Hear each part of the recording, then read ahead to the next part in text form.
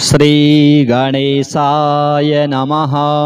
अथ श्री गजानन स्तोत्रम्। गजाननाय पूर्णाय सांख्यरूपमयायते विदेहेन च सर्वत्र संस्थिताय नमो नमः। अमेयाय च हेरम्ब परशुधारकायते मूषकवाहनायैव विश्वेशाय नमो नमः। अनन्तविभवायैव परेषां पररूपिणे शिवपुत्राय देवाय गुहाग्रजाय ते नमः।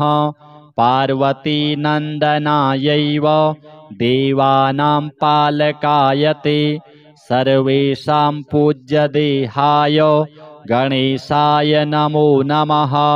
स्वानन्दवासिने तुभ्यं शिवस्य कुलदैवत विष्णुवादीनां विशेषेण कुलदेवाय ते नमः।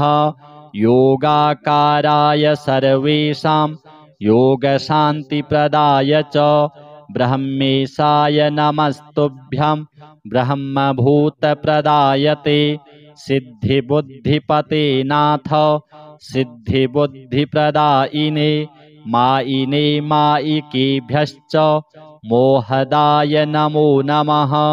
लम्बोदराय वैतुभ्यं सर्वोदरगताय च अमायिने च मायाय आधाराय नमो नमः। गजः सर्वस्य बीजं यत् तेन चिह्नेन विघ्नपः योगिनस्त्वां प्रजानन्ति तदाकारा भवन्ति ते तेन त्वं गजवक्त्रश्च किं स्तुत्वां गजानन। वेदादयो विकुण्ठाश्च शङ्कराद्याश्च देवपाः शुक्रादयश्च शेषाद्यः स्तोतुं शक्ता भवन्ति नः। तथापि संस्तुतोऽसि त्वं स्फूर्त्या त्वद्दर्शनात्मना एवमुक्त्वा प्रणेमुस्तं गजाननं शिवादयः। स तानुवाच प्रीतात्मा भक्तिभावेन तोषितः। गजानन उवाच भवत्कृतमिदं स्तोत्रं मदीयं सर्वदं भवेत् पठते शृण्वते चैव ब्रह्मभूतप्रदायकम्। श्रीगजाननार्पणमस्तु। गजाननाय पूर्णाय सांख्यरूपमयायते विदेहेन च सर्वत्र संस्थिताय नमो नमः। अमेयाय च हेरम्ब परशुधारकाय ते मूषकवाहनायैव विश्वेशाय नमो नमः। अनन्तविभवायैव परेषां पररूपिणे शिवपुत्राय देवाय गुहाग्रजाय ते नमः। पार्वतीनन्दनायैव देवानां पालकाय ते सर्वेषां पूज्यदेहाय गणेशाय नमो नमः। स्वानन्दवासिने तुभ्यं शिवस्य कुलदैवत विष्णुवादीनां विशेषेण कुलदेवाय ते नमः। योगाकाराय सर्वेषां योगशान्तिप्रदाय च ब्रह्मेशाय नमस्तुभ्यं ब्रह्मभूतप्रदाय ते सिद्धिबुद्धिपते नाथ सिद्धिबुद्धिप्रदायिने मायिने मायिकेभ्यश्च मोहदाय नमो नमः। लम्बोदराय वैतुभ्यं सर्वोदरगताय च अमायिने च मायाय आधाराय नमो नमः। गजः सर्वस्य बीजं यत् तेन चिह्नेन विघ्नपः योगिनस्त्वां प्रजानन्ति तदाकारा भवन्ति ते तेन त्वं गजवक्त्रश्च किं स्तुत्वां गजानन। वेदादयो विकुण्ठाश्च शङ्कराद्याश्च देवपाः शुक्रादयश्च शेषाद्यः स्तोतुं शक्ता भवन्ति नः तथापि संस्तुतोऽसि त्वं स्फूर्त्या त्वद्दर्शनात्मना एवमुक्त्वा प्रणेमुस्तं गजाननं शिवादयः सौतानुवाच प्रीतात्मा भक्तिभावेन तोषितः गजानन उवाच भवत्कृतमिदं स्तोत्रं मदीयं सर्वदं भवेत् पठते शृण्वते चैव ब्रह्मभूतप्रदायकम् श्रीगजाननार्पणमस्तु। गजाननाय पूर्णाय सांख्यरूपमयाय ते विदेहेन च सर्वत्र संस्थिताय नमो नमः। अमेयाय च हेरम्ब परशुधारकाय ते मूषकवाहनायैव विश्वेशाय नमो नमः। अनन्तविभवायैव परेषां पररूपिणे शिवपुत्राय देवाय गुहाग्रजाय ते नमः। पार्वतीनन्दनायैव देवानां पालकाय ते सर्वेषां पूज्यदेहाय गणेशाय नमो नमः। स्वानन्दवासिने तुभ्यं शिवस्य कुलदैवत विष्णुवादीनां विशेषेण कुलदेवाय ते नमः। योगाकाराय सर्वेषां योगशान्तिप्रदाय च ब्रह्मेशाय नमस्तुभ्यं ब्रह्मभूतप्रदाय ते सिद्धिबुद्धिपते नाथ सिद्धिबुद्धिप्रदायिने मायिने मायिकेभ्यश्च मोहदाय नमो नमः। लम्बोदराय वैतुभ्यं सर्वोदरगताय च अमायिने च मायाय आधाराय नमो नमः। गजः सर्वस्य बीजं यत् तेन चिह्नेन विघ्नपः योगिनस्त्वां प्रजानन्ति तदाकारा भवन्ति ते तेन त्वं गजवक्त्रश्च किं स्तुत्वां गजानन। वेदादयो विकुण्ठाश्च शङ्कराद्याश्च देवपाः शुक्रादयश्च शेषाद्यः स्तोतुं शक्ता भवन्ति नः तथापि संस्तुतोऽसि त्वं स्फूर्त्या त्वद्दर्शनात्मना एवमुक्त्वा प्रणेमुस्तं गजाननं शिवादयः सौतानुवाच प्रीतात्मा भक्तिभावेन तोषितः गजानन उवाच भवत्कृतमिदं स्तोत्रं मदीयं सर्वदं भवेत् पठते शृण्वते चैव ब्रह्मभूतप्रदायकम् श्रीगजाननार्पणमस्तु। गजाननाय पूर्णाय सांख्यरूपमयाय ते विदेहेन च सर्वत्र संस्थिताय नमो नमः।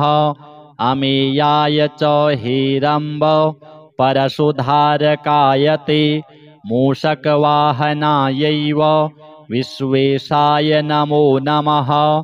अनन्तविभवायैव परेषां पररूपिणे शिवपुत्राय देवाय गुहाग्रजाय ते नमः।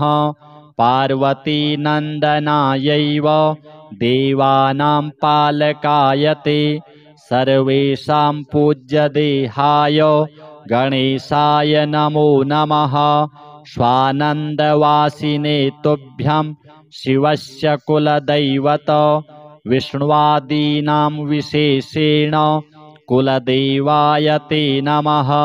योगाकाराय सर्वेषां योगशान्तिप्रदाय च ब्रह्मेशाय नमस्तुभ्यं ब्रह्मभूतप्रदाय ते सिद्धिबुद्धिपते नाथ सिद्धिबुद्धिप्रदायिने मायिने मायिकेभ्यश्च मोहदाय नमो नमः।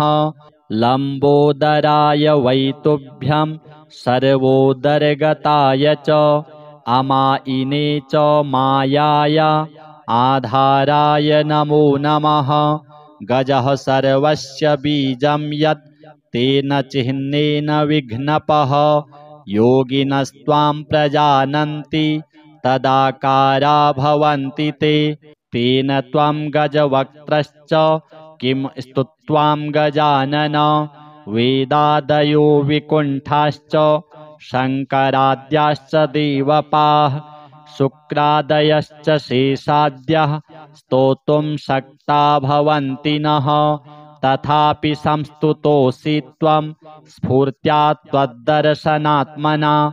एवमुक्त्वा प्रणेमुस्तं गजाननं शिवादयः। स तानुवाच प्रीतात्मा भक्तिभावेन तोषितः। गजानन उवाच भवत्कृतमिदं स्तोत्रं मदीयं सर्वदं भवेत्।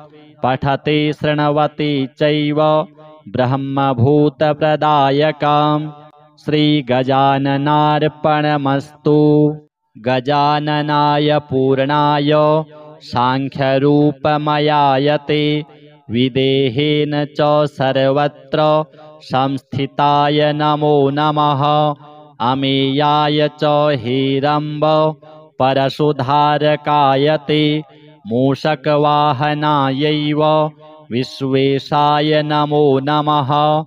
अनन्तविभवायैव परेषां पररूपिणे शिवपुत्राय देवाय गुहाग्रजाय ते नमः। पार्वतीनन्दनायैव देवानां पालकाय ते सर्वेषां पूज्यदेहाय गणेशाय नमो नमः। स्वानन्दवासिने तुभ्यं शिवस्य कुलदैवत विष्णुवादीनां विशेषेण कुलदेवाय ते नमः। योगाकाराय सर्वेषां योगशान्तिप्रदाय च ब्रह्मेशाय नमस्तुभ्यं ब्रह्मभूतप्रदाय ते। सिद्धिबुद्धिपते नाथ सिद्धिबुद्धिप्रदायिने मायिने मायिकेभ्यश्च मोहदाय नमो नमः। लम्बोदराय वै तुभ्यं सर्वोदरगताय च अमायिने च मायाय आधाराय नमो नमः। गजः सर्वस्य बीजं यत् तेन चिह्नेन विघ्नपः योगिनस्त्वां प्रजानन्ति तदाकारा भवन्ति ते। तेन त्वं गजवक्त्रश्च किं स्तुत्वां गजानन। वेदादयो विकुण्ठाश्च शङ्कराद्याश्च देवपाः शुक्रादयश्च शेषाद्यः स्तोतुं शक्ता भवन्ति नः। तथापि संस्तुतोऽसि त्वं स्फूर्त्या त्वद्दर्शनात्मना। एवमुक्त्वा प्रणेमुस्तं गजाननं शिवादयः। स तानुवाच प्रीतात्मा भक्तिभावेन तोषितः। गजानन उवाच भवत्कृतमिदं स्तोत्रं मदीयं सर्वदं भवेत्।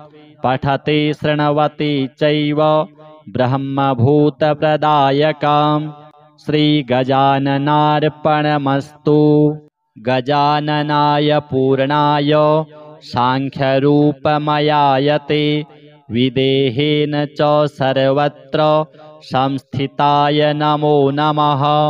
अमेयाय च हेरम्ब परशुधारकाय ते मूषकवाहनायैव विश्वेशाय नमो नमः। अनन्तविभवायैव परेषां पररूपिणे शिवपुत्राय देवाय गुहाग्रजाय ते नमः। पार्वतीनन्दनायैव देवानां पालकाय ते सर्वेषां पूज्यदेहाय गणेशाय नमो नमः। स्वानन्दवासिने तुभ्यं शिवस्य कुलदैवत विष्णुवादीनां विशेषेण कुलदेवाय ते नमः। योगाकाराय सर्वेषां योगशान्तिप्रदाय च ब्रह्मेशाय नमस्तुभ्यं ब्रह्मभूतप्रदायते सिद्धिबुद्धिपते नाथ सिद्धिबुद्धिप्रदायिने मायिने मायिकेभ्यश्च मोहदाय नमो नमः लम्बोदराय वैतुभ्यं सर्वोदरगताय च अमायिने च मायाय आधाराय नमो नमः गजः सर्वस्य बीजं यत् तेन चिह्नेन विघ्नपः योगिनस्त्वां प्रजानन्ति तदाकारा भवन्ति ते तेन त्वं गजवक्त्रश्च किं स्तुत्वां गजानन वेदादयो विकुण्ठाश्च शङ्कराद्याश्च देवपाः शुक्रादयश्च शेषाद्यः स्तोतुं शक्ता भवन्ति नः तथापि संस्तुतोऽसि त्वं स्फूर्त्या त्वद्दर्शनात्मना एवमुक्त्वा प्रणेमुस्तं गजाननं शिवादयः सतानुवाच प्रीतात्मा भक्तिभावेन तोषितः गजानन उवाच भवत्कृतमिदं स्तोत्रं मदीयं सर्वदं भवेत् पठते शृण्वते चैव ब्रह्मभूतप्रदायकम् श्रीगजाननार्पणमस्तु गजाननाय पूर्णाय सांख्यरूपमयायते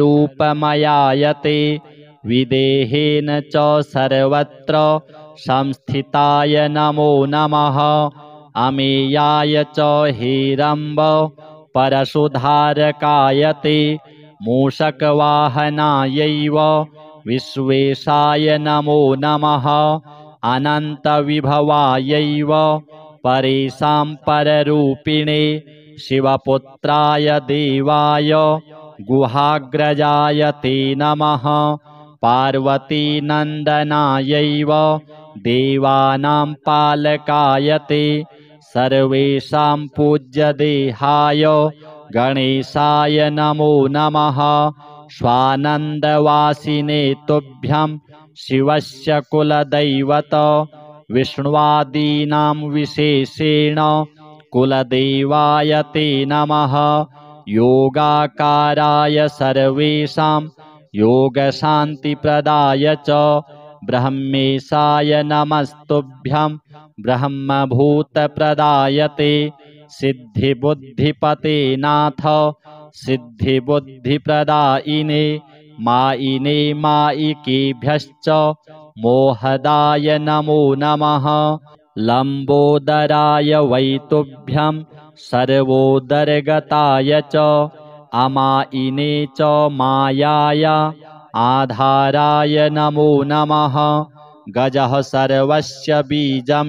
यत् तेन चिह्नेन विघ्नपः योगिनस्त्वां प्रजानन्ति तदाकारा भवन्ति ते तेन त्वं गजवक्त्रश्च किं स्तुत्वां गजानन वेदादयो विकुण्ठाश्च शङ्कराद्याश्च देवपाः शुक्रादयश्च शेषाद्यः स्तोतुं शक्ता भवन्ति नः तथापि संस्तुतोऽसि त्वं स्फूर्त्या त्वद्दर्शनात्मना एवमुक्त्वा प्रणेमुस्तं गजाननं शिवादयः सतानुवाच प्रीतात्मा भक्तिभावेन तोषितः गजानन उवाच भवत्कृतमिदं स्तोत्रं मदीयं सर्वदं भवेत् पठते शृण्वते चैव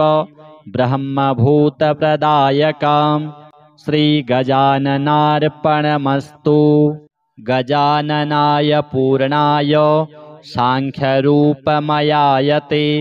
विदेहेन च सर्वत्र संस्थिताय नमो नमः अमेयाय च हेरम्ब परशुधारकायते मूषकवाहनायैव विश्वेशाय नमो नमः अनन्तविभवायैव परेषां पररूपिणे शिवपुत्राय देवाय गुहाग्रजाय ते नमः।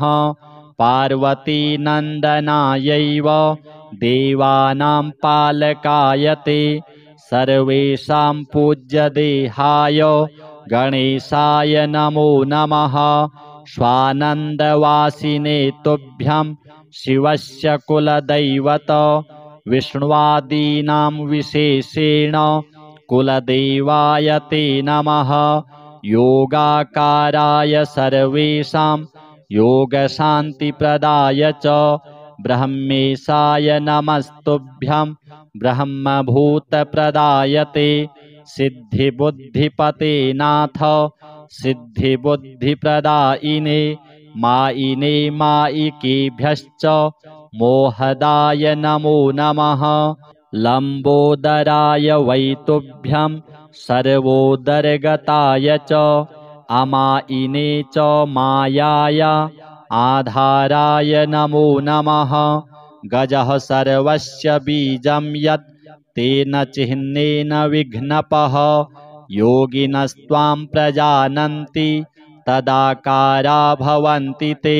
तेन त्वं गजवक्त्रश्च किं स्तुत्वां गजानन वेदादयो विकुण्ठाश्च शङ्कराद्याश्च देवपाः शुक्रादयश्च शेषाद्यः स्तोतुं शक्ता भवन्ति नः।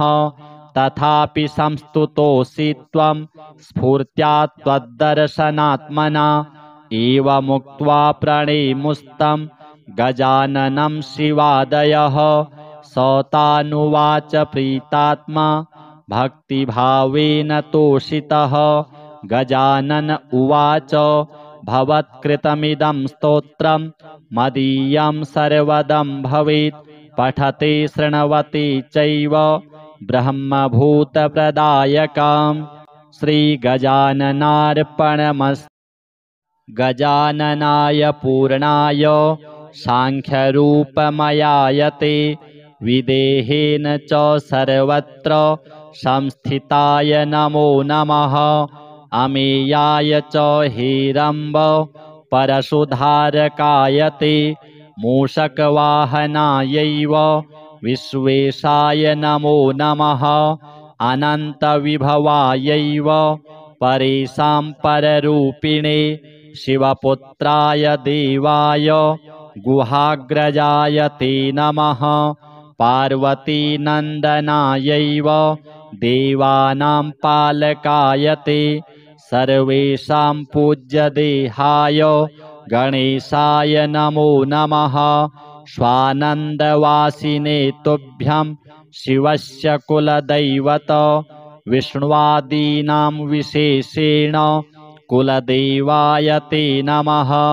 योगाकाराय सर्वेषां योगशान्तिप्रदाय च ब्रह्मेशाय नमस्तुभ्यं ब्रह्मभूतप्रदाय ते सिद्धिबुद्धिपते नाथ सिद्धिबुद्धिप्रदायिने मायिने मायिकेभ्यश्च मोहदाय नमो नमः। लम्बोदराय वै तुभ्यं सर्वोदरगताय च अमायिने च मायाय आधाराय नमो नमः। गजः सर्वस्य बीजं यत् तेन चिह्नेन विघ्नपः योगिनस्त्वां प्रजानन्ति तदाकारा भवन्ति ते। तेन त्वं गजवक्त्रश्च किं स्तुत्वां गजानन वेदादयो विकुण्ठाश्च शङ्कराद्याश्च देवपाः शुक्रादयश्च शेषाद्यः स्तोतुं शक्ता भवन्ति नः। तथापि संस्तुतोऽसि त्वं स्फूर्त्या त्वद्दर्शनात्मना एवमुक्त्वा प्रणेमुस्तं गजाननं शिवादयः। स तानुवाच प्रीतात्मा भक्तिभावेन तोषितः। गजानन उवाच भवत्कृतमिदं स्तोत्रं मदीयं सर्वदं भवेत् पठते शृण्वते चैव ब्रह्मभूतप्रदायकम्। श्रीगजाननार्पणम्। गजाननाय पूर्णाय साङ्ख्यरूपमयाय ते विदेहेन च सर्वत्र संस्थिताय नमो नमः। अमेयाय च हेरम्ब परशुधारकाय ते मूषकवाहनायैव विश्वेशाय नमो नमः। अनन्तविभवायैव परेषां पररूपिणे शिवपुत्राय देवाय गुहाग्रजाय ते नमः।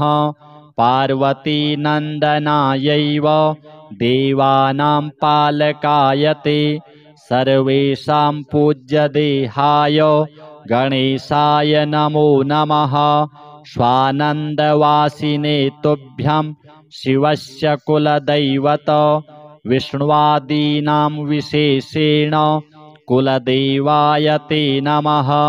योगाकाराय सर्वेषां योगशान्तिप्रदाय च ब्रह्मेशाय नमस्तुभ्यं ब्रह्मभूतप्रदाय ते सिद्धिबुद्धिपते नाथ सिद्धिबुद्धिप्रदायिने मायिने मायिकेभ्यश्च मोहदाय नमो नमः। लम्बोदराय वैतुभ्यं सर्वोदरगताय च अमायिने च मायाय आधाराय नमो नमः। गजः सर्वस्य बीजं यत् तेन चिह्नेन विघ्नपः योगिनस्त्वां प्रजानन्ति तदाकारा भवन्ति ते तेन त्वं गजवक्त्रश्च किं स्तुत्वां गजानन वेदादयो विकुण्ठाश्च शङ्कराद्याश्च देवपाः शुक्रादयश्च शेषाद्यः स्तोतुं शक्ता भवन्ति नः। तथापि संस्तुतोऽसि त्वं स्फूर्त्या त्वद्दर्शनात्मना एवमुक्त्वा प्रणेमुस्तं गजाननं शिवादयः। स तानुवाच प्रीतात्मा भक्तिभावेन तोषितः गजानन उवाच भवत्कृतमिदं स्तोत्रं मदीयं सर्वदं भवेत् पठते शृण्वते चैव ब्रह्मभूतप्रदायकम्। श्रीगजाननार्पणमस्तु। गजाननाय पूर्णाय साङ्ख्यरूपमयाय ते विदेहेन च सर्वत्र संस्थिताय नमो नमः। अमेयाय च हेरम्ब परशुधारकाय ते मूषकवाहनायैव विश्वेशाय नमो नमः। अनन्तविभवायैव परेषां पररूपिणे शिवपुत्राय देवाय गुहाग्रजाय ते नमः। पार्वतीनन्दनायैव देवानां पालकाय ते सर्वेषां पूज्यदेहाय गणेशाय नमो नमः। स्वानन्दवासिने तुभ्यं शिवस्य कुलदैवत विष्णुवादीनां विशेषेण कुलदेवाय ते नमः। योगाकाराय सर्वेषां योगशान्तिप्रदाय च ब्रह्मेशाय नमस्तुभ्यं ब्रह्मभूतप्रदाय ते सिद्धिबुद्धिपते नाथ सिद्धिबुद्धिप्रदायिने मायिने मायिकेभ्यश्च मोहदाय नमो नमः। लम्बोदराय वैतुभ्यं सर्वोदरगताय च अमायिने च मायाय आधाराय नमो नमः। गजः सर्वस्य बीजं यत् तेन चिह्नेन विघ्नपः योगिनस्त्वां प्रजानन्ति तदाकारा भवन्ति ते तेन त्वं गजवक्त्रश्च किं स्तुत्वां गजानन वेदादयो विकुण्ठाश्च शङ्कराद्याश्च देवपाः शुक्रादयश्च शेषाद्यः स्तोतुं शक्ता भवन्ति नः। तथापि संस्तुतोऽसि त्वं स्फूर्त्या त्वद्दर्शनात्मना एवमुक्त्वा प्रणेमुस्तं गजाननं शिवादयः स तानुवाच प्रीतात्मा भक्तिभावेन तोषितः गजानन उवाच भवत्कृतमिदं स्तोत्रं मदीयं सर्वदं भवेत् पठते शृण्वते चैव ब्रह्मभूतप्रदायकम् श्रीगजाननार्पणमस्तु।